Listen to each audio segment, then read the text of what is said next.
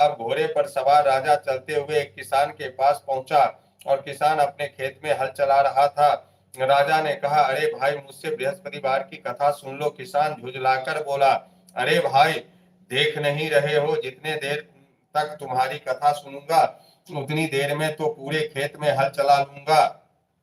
राजा निराश होकर चलने लगा। तभी किसान की बैल लड़खड़ाकर जमीन पर जा गिरा और किसान के पेटों में जोरों का दर्द होने लगा। तो उस किसान की पत्नी जब खाना लेकर आई तो उसने किसान से इस बारे में पूछा। किसान ने घुड़सवार की पूरी कहानी सुनाई। किसान की पत्नी दौड़ती हुई राजा के पास पहुंचकर हाथ जोड़कर बोली, भैया, मैं तुम्हारी कथा सुनने को तैयार हूँ। राजा ने उसके साथ खेत पर पहुंचकर बृहस्पतिवार की कथा सुनाई। सभी बैल उठकर खड़े हो गए। किसान के पेट का दर्द भी तुरंत ठीक हो गया। राजा अपनी बहन के घर पहुंचा तो उसकी बहुत भगत हुए। अगले दिन सुबह उठकर राजा ने देखा घर के सभी लोग भोजन कर रहे हैं। किसी भूखे को बृहस्पतिवार की कथा सुनाए बिना राजा भोजन नहीं करता था। उसने बहन से कहा, बहन, क्या घर में कोई ऐसा व्यक्ति है जिसने अभी तक भोजन न किया हो? उसकी बहन बोली, भैया, हमारे घर में तो क्या, आपको पूरे नगर में कोई ऐसा व्यक्ति नहीं मिलेगा जिसने सुबह सुबह भोजन नहीं किया हो। तब राजा ने बहन के घर से निकलकर उस नगर में बिना भोजन किए व्यक्ति की तलाश की। एक गरीब के घर में उसका बीमार बेटा होने के कारण भूखा रह गया था। राजा ने उसको जाकर बृहस्पतिवार की व्रत कथा सुनाई और कथा सुनते सुनते गरीब का बीमार बेटा बिल्कुल ठीक हो गए। सबने राजा की बहुत प्रशंसा की।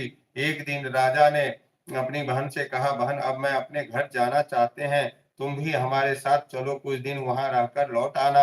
राजा की बहन ने अपनी सास से पूछा तो सास ने ताने देते हुए कहा, बहू, मायके जाना हो तो अकेली जाना, मेरे पोते को नहीं ले जाना।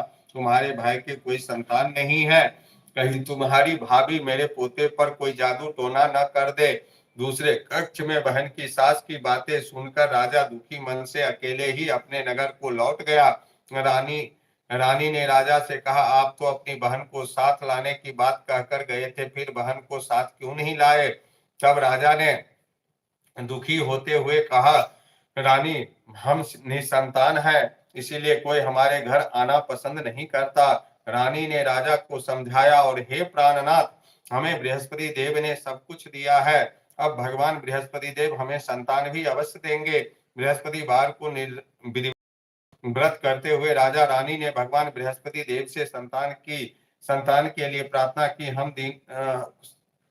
प्रार्थना की। कुछ दिनों के बाद उन्होंने स्वप्न में दर्शन देते हुए कहा, हे राजन, तेरी मनोकामना अवश्य पूरी होगी।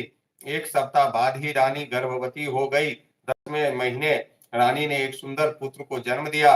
राजा रानी जीवन पर्यंत बृहस्पतिवार का व्रत करते रहे।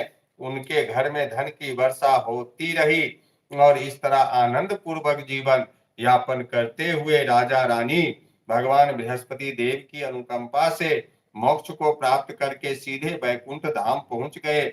और बृहस्पतिवार को विधिवत व्रत करके जो स्त्री पुरुष भगवान विष्णु की पूजा करते हैं, भगवान उनकी सभी मनोकामनाएं पूरी करती है। बोलिए बृहस्पति भगवान की जय। शांताकारं भुजगशयनं पद्मनाभं सुरेशं विश्वाधारं गगनसदृशं मेघवर्णं शुभांगं लक्ष्मीकान्तं कमलनयनं योगविद्यानगम्यं वंदे विष्णु भवभयहरणं सर्वलोकैकनाथं विष्णवे परमात्मने नमो नारायणाय नमः। बोलिए बृहस्पति भगवान की जय। बृहस्पति व्रत समाप्तम।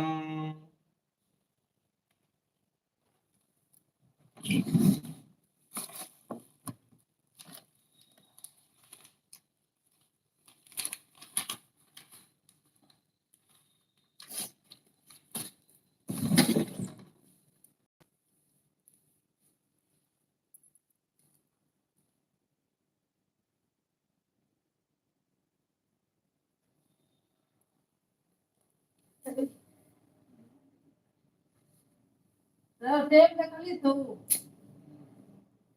रस का बेटा पिया